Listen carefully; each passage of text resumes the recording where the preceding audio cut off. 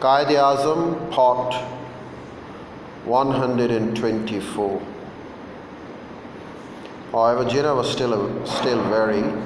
He did not relish taking part in unity discussions based on other people's terms, whereas the suspension of non-cooperation did open the option of his rejoining the Congress yet when he considered attending the Belgaum session in 1924.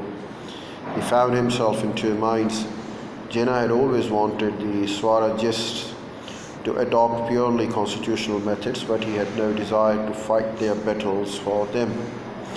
His own position, both as leader of the independents and as president of the Muslim League, was secure, and he did not wish to compromise his chances of negotiation with the Congress as an equal by becoming a party in advance to the decision of the Congress itself. Similar consideration influenced his participation in all-party conference. On-party conference too. That is why he agreed to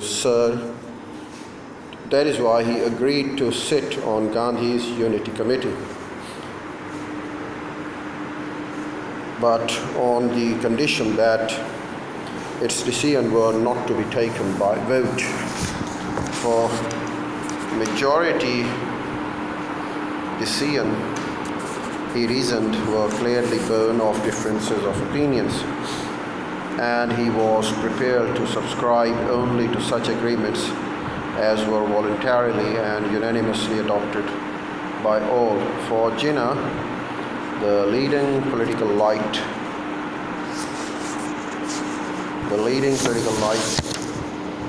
of Muslims were a numerical minority. This was an intelligent man's way out of the trap of decisions by votes, and also of the perils of majoritarianism. Well, during the Lahore session of the League in May 1924,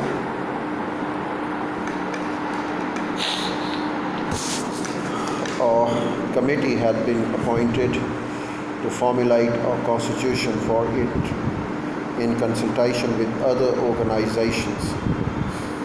This was Jinnah's initiative, and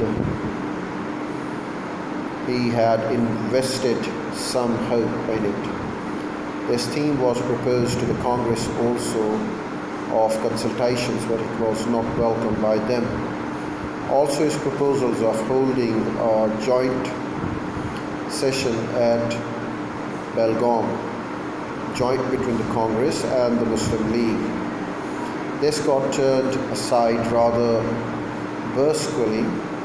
Jinnah had yet again failed to make any dent in congealed prejudices of the Congress. Indeed, some of the members of the councils of the Muslim League were so troubled by this rather offline treatment that they rejected suggestions of even holding their sessions at the same place as the Congress. More significance still was attempt made by Gandhi and Ali brothers to solve communal tangles in Punjab by political means. Early in December 1924, they visited Lahore and offered the Muslims proportional representation in legislatures and services in exchange for the abolition of separate electorates.